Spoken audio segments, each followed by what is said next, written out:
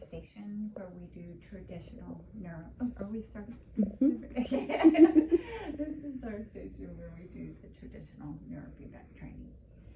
Traditional neurofeedback is a wonderful way of training the brain naturally without the use of medication to help improve its neurophysiological functioning, to assist patients in improving their attention, their mood, cognitive functioning, and really, really great for ADHD, anxiety, depression, PTSD.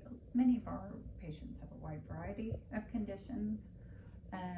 It is an adjunct to therapy, not a replacement for therapy, and it can be used also adjunctively in combination with medication. If a patient is on medication and their brain starts to get a lot healthier with the neurofeedback training, sometimes they actually have to titrate down off of their medications. With traditional neurofeedback, we are giving the patient auditory and visual feedback based on activation patterns in their brain function.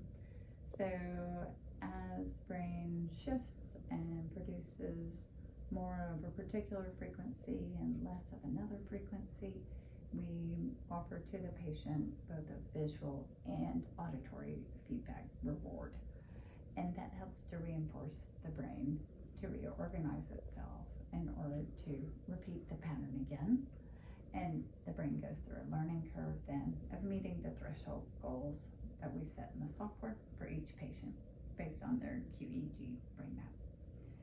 This is a little friend of ours that we use to help identify the 10-20 sites for training. These are broken down by regions of the brain. The green is the frontal region, along the top of the head and over the ears is the sensory motor strip. Down directly by the ears is the temporal region. Up above the posterior region and the dorsal section is the parietal lobes, and then we have the occipital leads. These 10-20 sites are divided by hemisphere with odd numbers and even numbers. Odd numbers reflecting the left hemisphere, even numbers reflecting the right hemisphere. For example, if we wanted to train somebody in the left frontal region, this site is called F3 right here. Its contralateral homologue is F4. So we have F3, F4 for frontal, left and right. C3, C4 for sensory motor, left and right. P3, P4 for parietal region, left and right. FZ, CZ, PZ for midline training. T3, T4 for temporal training, or T5, T6 for temporal training. Occipital training, O1, O2. Frontal pole training, FP1, FP2. F7, F8 for the inferior lateral frontal regions. So I will call out in the software where each patient is training. A1 and A2 are reference electrodes that go on the earlobe with an ear clip. We put paste, as you and I were going over the other day, inside of each sensor, and after we've scrubbed it with the new prep to remove any dirt, oils, makeup, and then we give it a good squeeze for a nice contact on the earlobes. Some patients will be training with one active site and 2 ear clips at A1, A2. The software will tell you exactly where to put the leads. Okay? Another patient might be training at FP1 and F7. 2 sites on the head and just 1 ear serving as the ground in that case. So the software will tell you exactly where to put the leads, but we do want to make sure that for each one we are moving the hair out of the way We use a long Q-tip with the new prep to scrub the scalp right there. Get the paste, make sure to get it on the bottom of the sensor, not the top. Press it down firmly, seated on the scalp. I like to put a little paper towel on top to help it stick. And then based on your application of the leads at whatever training site we're using, then you're all ready to run the software. We use the Brainmaster software, and I will set up all of the training protocols in this, so you don't need to worry about that. But you activate the software through this little icon over here called Brainmaster. We double click on that and it opens up a little dialog box like this. It will have the last patient's training file in here, whoever we trained last with neurofeedback. You go to folder selections to find your next patient and say we're going to work with KATRAN. Okay, this is her training file right here. All you do is folder selections, you click on the training file and you hit OK. Then you're going to go to, say you already have all your sensors placed, you're going to run the session and hit go. When you hit go, the computer will check with the amplifier and the software will tell you exactly where your leads need to be. We have one for this patient at FP1. The next lead, you'll have another active lead, which is the flat sensor at F7. And then her ground is going to be over here at A2. And it tells you that right here. So if you're not sure, it's also in the full file name. If you look at you can cancel out of this and close this window. This is the training window, but I always list the first training site here, the second one here. Okay, so you can see it in two different places where you're supposed to put the sensors. Okay, so another place you can look at it is view or change settings. If you look there, right under data channels, you can see FP1, F7, and A2. It's very clear. There's no possibility that you're going to put them in some other place. If you're not sure, like, oh, where's F7 again? Just take out our little friend here. Some of her little things have fallen out though, and so I do need to make sure that you all can read this. So I'm just now writing them on her head because some of the little labels have fallen over time. Okay? So some patients train with eyes closed. Other patients train with eyes open.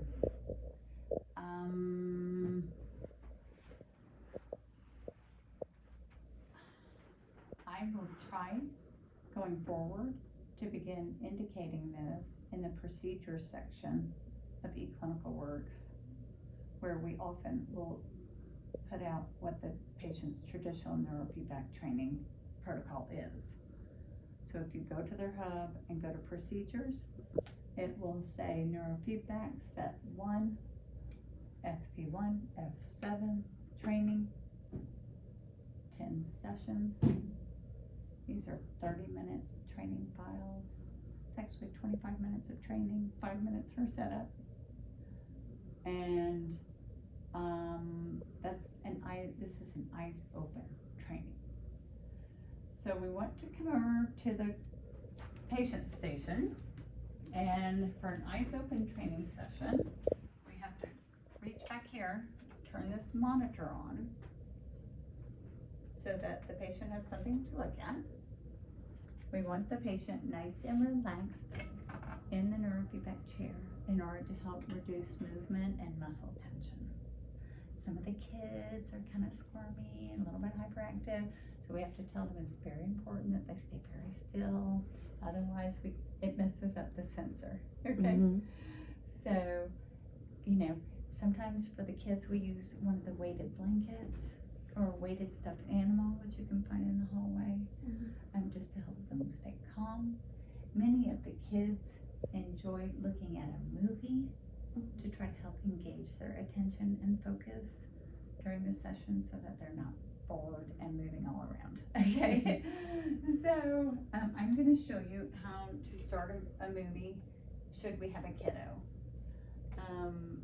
But the two patients that you all might work with prior, while I'm out, one of them is doing eyes closed training, and the other one is just now starting her neurofeedback, and she just had her first session the other day, and so she is still just, I'm having her look at just her signal to control that, and a window reflecting the amplitude figures of her brain activity level. I like to do that for the first couple of sessions so the patient really understands what we're trying to do here. Okay, this is not a theater. We're not here to just watch a movie. If the movie is on as a secondary type of feedback, I'm fine with that. But sometimes people begin to think this is about watching a movie. And that's not what this is about. Okay, so I like the first couple of sessions for people to really understand that they are actually controlling, or their brain is controlling the auditory and visual feedback that they are receiving. And that by shifts in their brain activation patterns, they can get more of that feedback. And if the brain goes back and does something old and unhealthy, then they will get less of that feedback. Okay. So for this particular patient, I'm going to, for just a moment, change this to a simulation so that I can show you then how to run the next session. We're going to hit go. It is going to ask you, do you have your sensors placed? And you're going to say okay. And then this is just telling me it's a simulation. And then you're going to get a signal like that. Okay? Now, the signal that is that is a good signal does not look like that. This is an artificial signal that the computer is generating for us for this training purpose. But we want this signal to actually look much clearer than that. Do you see how this is kind of fuzzy and all bunched together? That means we don't have a good connection. If you actually see that and the computer is not on simulation, we don't have a good connection. So what I need for you to do then is to go ahead and give a push on this sensor, give a push on that sensor, give the ear a little squeeze, see if that clears up the signal. It should look nice and clear. And we can practice going ahead and putting it on one of our heads and showing you what a clear signal looks like and what a bad signal looks like. You should not proceed if you don't have a good signal. Okay? Once you have a good signal, we adjust these thresholds for this patient by using the keyboard and by using U for the user key. Do you see when I'm typing U? That number is changing right there. The red number is what the computer is recommending that we use for the threshold for that user bandwidth. So I right now have my threshold for the beta bandwidth at 1.3. The computer says, hey, wait a minute, we can go a lot higher on that. This brain is actually doing pretty good at generating that. Let's raise the bar a bit. So I would hit the beta key, B for beta, and begin to move that up. Okay? I do Shift B to move it back down. Say I moved it up too high. I'm going to move Shift B to move it back down. Shift U to bring the user threshold back down. Okay? If we are training other bandwidths, like alpha, it'll be the A key or Shift A. If we're training low beta, it's going to be the L key or Shift L. Okay? We want to set the bar. You're sort of like you're saying, hey, can you stay under this bar? Hey, can you go over that bar? So we want the brain's activity. You see that little minus sign? Mm-hmm. That means we're inhibiting that bandwidth. This positive sign over here means we're trying to raise another one. So every time the brain achieves that, the patient hears a ding and gets an auditory feedback reward. Also, if they're watching a movie, the movie gets brighter. Okay, so the brain begins to learn, okay, what it needs to do to shift. So we want to keep these thresholds very individually tailored for that patient. Some patients come in one day, they're kind of groggy, they're out of it, they didn't sleep well, or they're tired, and we may have to adjust the thresholds for that day, okay? The computer will guide you. Just keep these thresholds fairly close to where the red indicators are. When we have these in the right place, you'll begin to see that fairly regularly, about 60% of the time, the patient will begin to receive a reward point. That's how often the patient's hearing that ding or having a brightening of their movie screen. So we want that to be fairly steady. We don't want the brain to not get enough feedback, but we don't want the brain to get too much feedback either, to where it's just so easy that the brain doesn't even try. So that's where these thresholds come in. If you keep them kind of right around where those red indicator light marks are, that will optimize the correct percentage of time that the patient's receiving a reward. Okay? So then after the 25 minutes of training, this clock will be down to 0, the session will stop. Let's go ahead and pretend like this one, patient is enjoying a movie as part of their visual feedback. So this window button, if you click this, after you can do it even before you start the session.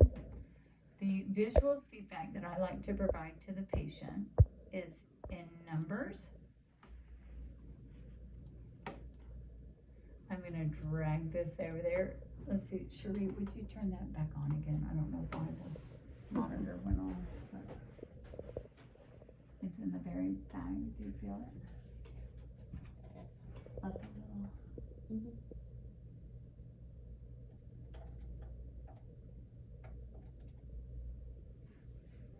You got it? Okay. Mm-hmm. Let me see. I don't know. What does that say? Why is it? Input no signal from.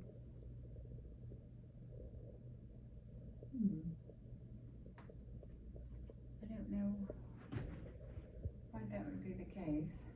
All right, we need to problem solve that. Okay? Mm-hmm. But you drag this over to the patient's screen, okay? Mm-hmm. For them to watch. So numbers, you go back to window. I'd like for them to watch their trend view. And you can resize these things for the patient, And you basically are going to say, try to keep the orange, which is the user bandwidth, really little.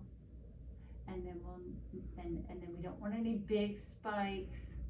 Whenever we have a big spike, that's like an eye blink or a movement, or it's not brain activity. So we want it to all stay really small, Okay. So I'd like for them to watch that and the numbers, and then also if we want to do a video, you come over here to DVD player, and it opens up this DVD control window down here. Okay, and I don't know if we have a DVD in there right now, but we're gonna find out. You hit the play button. It reads the computer DVD to see if there's a little DVD in there.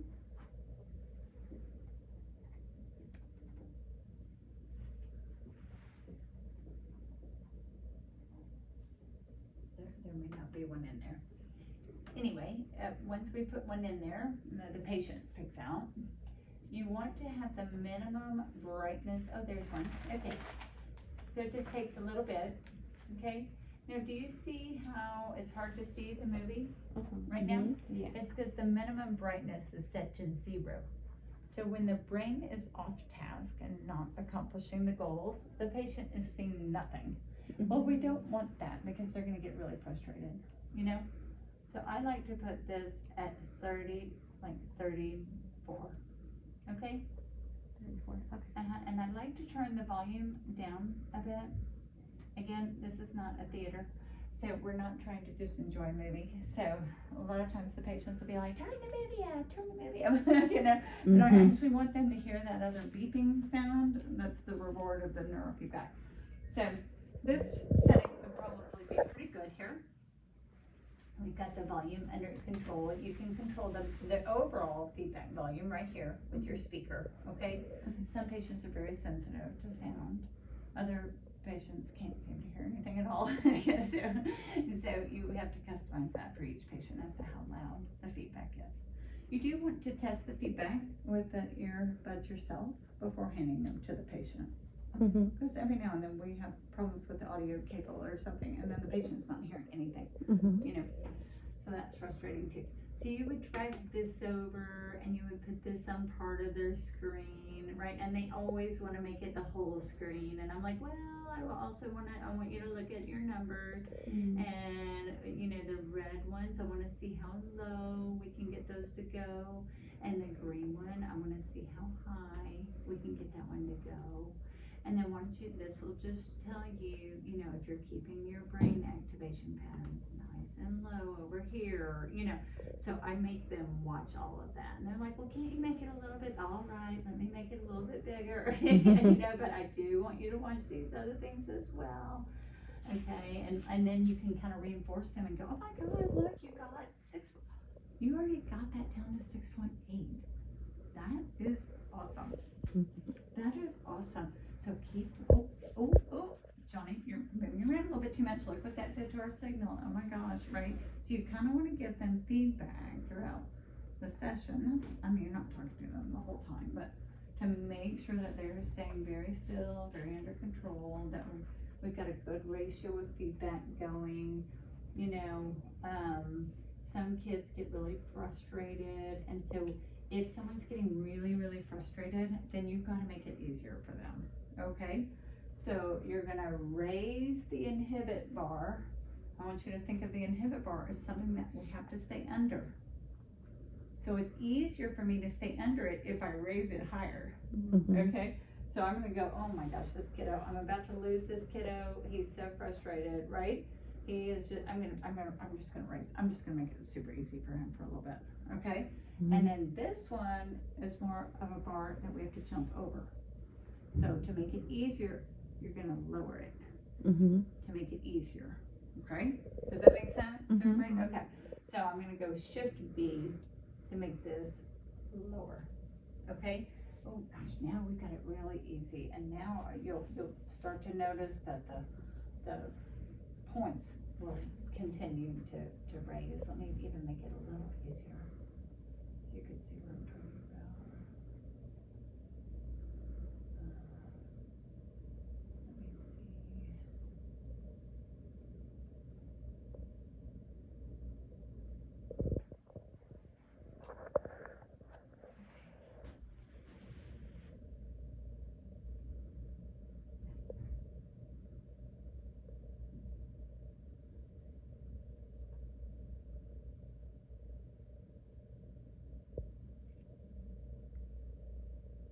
Do you see how the points are starting to, they should start to change a little bit.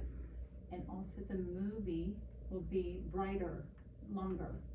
And for some kids too, you have to make, oh, I already saw that part, I want to start, you have to go to the scenes and start where they left off last time. Okay. But, you know, this will get brighter for them, you know, and the more still you are, right? And the more you can focus in, the brighter the movie's gonna get, okay? And then they'll get more points, and, you know.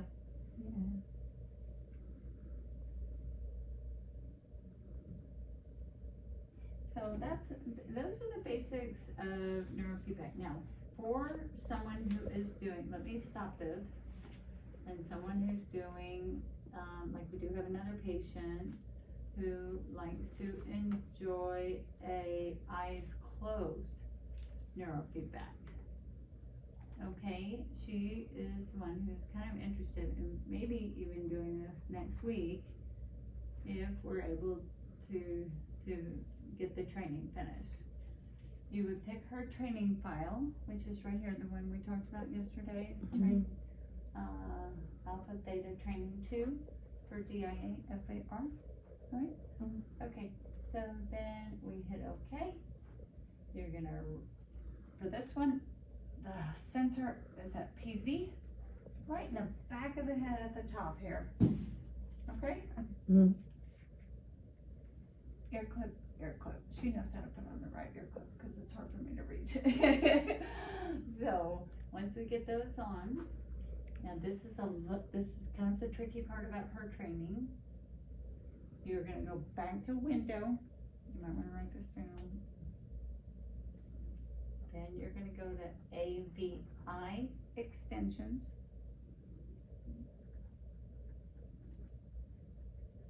And you're gonna double click on EEG audio.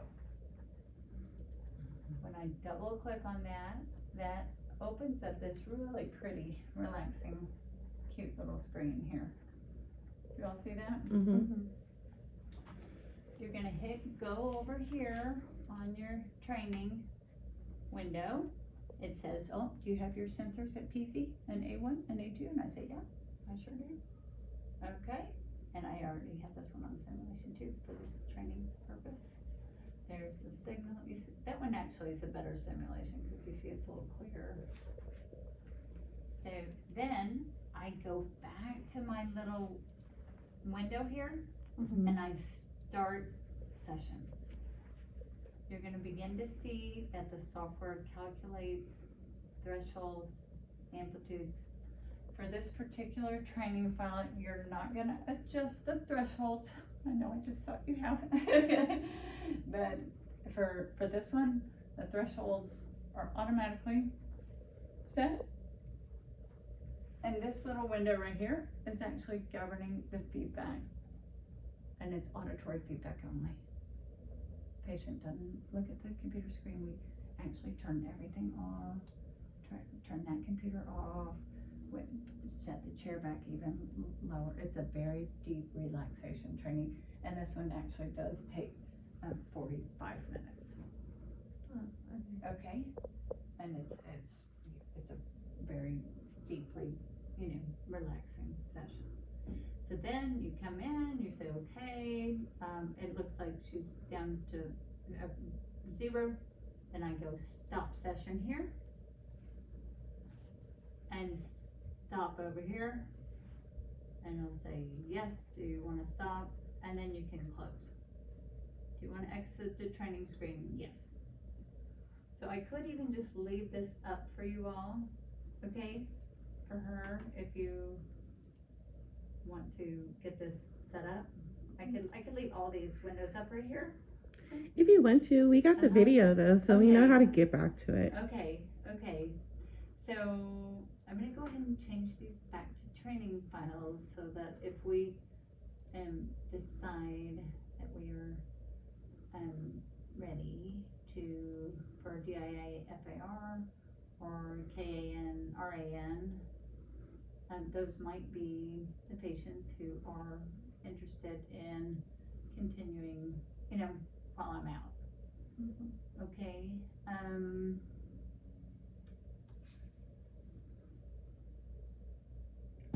So, do you all have any questions over what we've gone over? I know that's a lot of information in a short period